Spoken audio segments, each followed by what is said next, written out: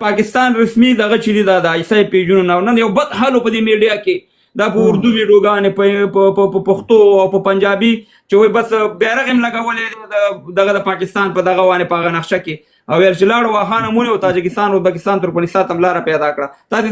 معلومات لرئ چې څنګه دغه چې د خلکو په دغه وانې داسې دا ښه مونږ سړي باندې مخامخ ورځو مخامخ پې ورځو د شا له خوا یې وهو پوه شوې ځکه چې دوی شاړئ واخان هغه وخت د دوی د واخان خوبونه وویني چې کله 95 زره پتلونونه خپل بیرته راواخلي هغه وخت د واخان خوبونه وویني چې د کشمیر جګړه وګټي هغه وخت د واخان خوبونه وویني چې دوی پښتونخوا کې امن راولي هغه وخت د واخان خوبونه وویني چې دوی بلوچستان حقوق ورکړي هغه وخت د واخان خوبونه وویني چې دوی 3.5 میلیارد ډالر قرضه او د کال 9 میلیارد سود برابر کی دا قرضه خو به ورکوي د کال 9 میلیارد سود ده او د موږ د کال ټول مصرف د ټول حکومت او د ټول نظام 3 ارب ډالر ده نو وروره د موږ ټول مصرف دومره دوی یوازې سود 9 میلیارد ډالر ورکوي. بل داسې ده چې باچا صاحب په خدای هوایي ډازو ته هم نه پرېږدي چې ډازو کې بیا یو ځای ته بولی چې ډازو کې بیا بندي چې ډازو کې ګوتې مخارخ کوي پرېږده چې سره واوړو وروره سره واوړو پوه شولې په خدای توپک را سره باد ښکاري 3 کال 3.5 کال اوس په دې هم ډاز نه ده کړی خپل افغان مو وژلی ده پوه شولې له دې پاسه خپل نه وژنو یو خبره چې مونږ اتفاق وکړو مونږ اتحاد وکړو مونږ په خپلو کې سره ونه وهو هېڅ کله دا د لنګمار زامن مونږ نسي وهلی د دوی هغه پلار مونږ نسي وهلی پوه شولې کافر وایم ده ته په معمولي خبره ملحد وایم دی ما ته غلام وایي کافر وایي بس په دې خپلو کې سره لګېدلي یو پوه شولې ما پاچا صاحب محترم له نن 3 کاله مخکې له اریانا تلویزیون سره یوه مرکه وه نو دغه یو دانه د پاکستانی ژورنالیست دا بله ورځ دلته کډوالو ته زموږ غرونو ته زه راونیسم تنبه یې کړم دا وایي چې نه داسې ده او دا هسې ده او بیا یې راونیسم بالاخره دا یې مې اصلي خبرې ته راوستم هلته د افغانانو په هکله ډېره ګستاخي کوي نو ډېر زه تکلیف سولم زه وځورول سولم ما ته دا خبرې کېدې چې باید دا خبرې ونیسي اړیکې ما لیکه بله ورځ بیا یو موقع راغله ما ته یو جنرال په مخه راغی د پاکستان نو دوی همیش څه کوي ما او تا سره چې دوی سهیل کوي دا یې راجیګ سو دنه د خبرو لار رکه سوله ما ورته ویلې اوبه زما دي هیواد زما ده ولس زما ده کاري ځواک زما ده هر څه زما ده ته څنګه راجیګېږې ما ته وایې چې افغانستان د موجوده نظام دا چا په رسمیت پېژندلی نه ده که په رسمیت پېژندلی که نه ده پېژندلی زه جغرافیه لرم زه اوس نه یم جوړ سوی زه له بل کوم هیواد نه بیل سوی نه یم ما داسې پلاټ نه ده لکه قاید اعظم چې تاسو ته اخیستی بلوچان وایي بلوچستان د موږ ده موږ وایو چې خیبر پښتونخوا یعنې دا خو حقیقت ده دا زموږ ده هندوستان وایي کشمیر د ما ده بنګلادیش وایي لاهور د ما ده نو په تا ټوله دنیا دعوه لري په افغانستان څوک دعوه نه لري دا یو مستحکمه جغرافیه ده دا نه له چا بیله شوې نه چا په خیرات کې ورکړې البته زموږ ځینې حصې لاس پښه یو بل کش کړي دي بس خلاص خو سر په موږ پورې روغ ده کمې لاس نسته کمې پښه نسته کمې هغه نسته خو سر مې روغ ده د ما سر واخان ده چې واخان لاړ سر مې لاړ افغانستان بیا هیڅ حیثیت نه لري قسم په خدای که حیثیت ولري ځکه موږ بهر ته لار نه لرو موږ په وچه کې ایثار هیواد یو دا چې له واخان نه تر ننه پورې موږ ایثار سوي یو علت یې همدا و چې که روسانو مو واخان نه غوښته که امریکایانو مو واخان نه غوښته اوس چې د واخان حیثیت معلوم سو د پاکستان ګوادر له 0 سره ضرب کوي واخان د چاربهار د پاره د ملا د تیر حیثیت لري واخان که نن جوړیږي سبا چاربهار په حرکت کې راځي اوس د دوی ټول خوبونه لاړ نو ما ته به دې خلکو ویلې چې خو بالاخره دغه د نن وینو چې نه اړیکې ما خرابې کړې وې نه زه ملامت وم داسې خلک چې په سر کښېنوي قسم په خدای غول در باندې کوي اوس یو څوک چې خپل ملت ته وفادار نه یو څوک چې خپل وزیر اعظم د زندان د تورو سلاخو شاته چې یو څوک چې چاته یې ټمبم جوړ کړي خالق د یې ټمبم په زولنو کې واچوي او بندي یې کړي قدیر خان یو څوک چې چاته د کینسر هسپتالونه روغتونونه یو نه لاس جوړ کړي یو څوک چې خپل هستي او نیستي په تا مصرف کړي او تی بیا په بندیخانه کې اچوي دا خلک چې دي دوی په خپلو د دوی بزنس همدا ده په افغانستان کې که جګړه وي دوی ډوډۍ خوري که جګړه نه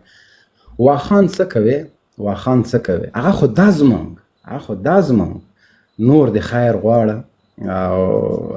دا ډرت یو دغه خیر د کوم لري وشتونکي توغندي نه لرو جوړ به هغه کوم مشکل نشته. مونږ د سر سړي لرو، مونږ د قربانۍ سړي لرو. مونږ په اردو کې په د اردو خبره هم ګرم ګس کر مارنګ ګرم ګس کر مارنګ دا واوري. قسم دې په خدای وي چې افغانان څومره د دې خبيثانو جګړې او جهاد ته لیواله دي. والله که د روسانو په خلاف دومره لیواله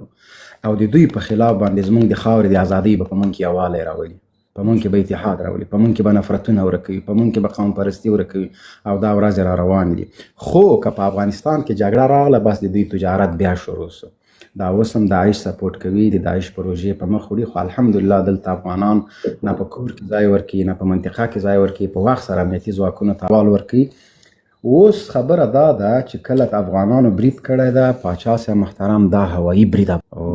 مقصد مونږ داسې کولی شو چې دا برکت مشکل نشته. یعنی اوس دومره ترقي راغله چې بوشکه له ځمکې نه هوا ته جګ شوه. مومن صاحب یو دغه کومه د کلم دا سوال هم نه دی کړی. دا بعد خلک دلته د افغانستان ته تلم وایي ته افغانستان ته چې تلې و دلته بل رقم خبرې کې ما تا خو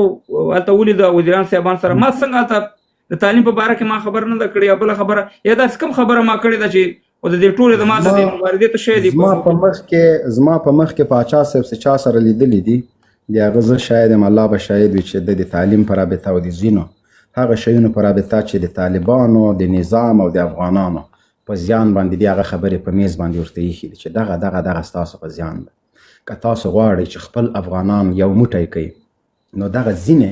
شیونه دي چې دغه ته افغانان حاضر نه دي. پاچا صاحب ورته ویلې په زرګونو افغانان حاضر دي چې افغانستان ته لاړ شي زما په شمول د ځان ورته یاد کړه. عین خبره شیرزاده مو کړه خپل سرمایې راوړي په افغانستان کې انویسټمنټ د چی شی ورته وایي اندازې ده انویسټمنټ وکړي او دلته خپله سرمایه راوړي. خو د دوی په لاره کې خنډ څه دغه د بچیو د نجونو تعلیم ده. زه نه غواړم چې د ما لور بې تعلیمه سي، همداسې په زرګونو افغانان هغه نه غواړي. نو دغه زموږ د راتلو په لار کې خنډ ده. د دغه غم وخورئ او د دغه موضوع حل کوي. او که ناروا وي موږ ته ووایي چې نه ده روا چې موږ په اروپا کې خپل بچي له مکتبه وباسو. پوه شوې؟ نو دا هغه خبرې دي چې دا مخامخ په میز هم ورته شوي او دا د هر افغان غوښتنه ده، دا یوه روا غوښتنه ده. وامر د افغانان ورونو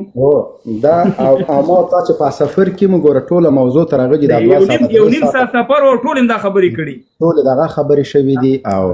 غوښتنه مو کړې ده را سره منلې ده. شخصا زه په خپل هم پاچا صاحب په رسنیو کې که څه وایم که نه وایم خو چې چیرته موقع راسي ما دا درد د افغانانو شریک کړی ده. نو داسې ده چې دا زموږ او ستاسو حق ده، مشروع غوښتنه. دا مشروع غوښتنې چې وایي مشروع دې ته وایي. نامشروع غوښتنه چې شی ده هغه دا ده چې زه وایم د ما لور ته د ما بچي ته د ما خور ته نایټ کلب خلاص کړه. دا موږ نه غواړو که موږ غوښته خولې مو راماتې کوي. که موږ وویل چې موږ بچي پارکو کې پرېږدئ چې نر او ښځه سره سړي ګاډي موږ خولې راماتې کوي، اعدام مه کوي. او هغه کومه چې الله پاک په دې سر مو ولې چې د خدامرداري کوپړې ختمې شي. نو دلته پاچا صاحب محترم چې شیرزاد صاحب هر سړی چې دا بعضې غوښتنې لري، یو سړی د پښو لاندې ګوري، یو سړی 10 متره مخکې ګوري، بل سړی 100 کیلومتره مخکې ګوري. دا څوک چې 100 کیلومتره لرې ګوري دا تر ټولو بهتره ده. ځکه زه د پښو لاندې ګورم خپل د پښو چې پښه مې په تیږه ونه لګي. یو سړی 10 متره ګوري چې بل سړی پښه په کانده کې، یو سړی 100 کیلومتره لرې ګوري چې هیڅ انسان په کانده کې ونه لویږي. نو پاچا صاحب ستونزې او مشکلات دا ستا، دا به منو. دلته حکومت نه د صحابهو ده نه د انبیاو ده، دلته انسانان حاکمان دي. موبین صاحب یو په جمهوریت کې ما ته اخرانه لایو کړو چې کله تاسو کابل ته ځم چې خدای دې وخت راولي چې زه په کابل کې پوښم او یو طرف ته مې ملي اردو والی بل طرف ته مې طالبي غلی بم تا سره پروتي. اوس وایم چې خدای دا وخت راولي چې زه د خیره د پېښور یا د مقبوضه افغانستان په وایي میدان کوشم او پاټک په کلوانې یو طرف ته موبیل صاحب او بل طرف ته ځایم او د افغانانو خوشحالي نه لاند وخت کې لاند وخت ځکه چې دغه باجوړ سکوتو خړو باجوړ جانه جګځای به راته له غوږو نیسي، زه به پې سورېږم او د پل نه به پې اوړم لکه خر.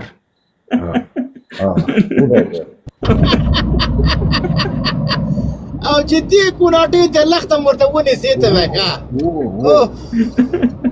مننه ډیر مومن بخښنه غواړم باچا صاحب ډیر بخښنه غواړم ځکه څه د پاسه 2000 کسان دي جنرال صاحب شهزاد صاحب او دغه د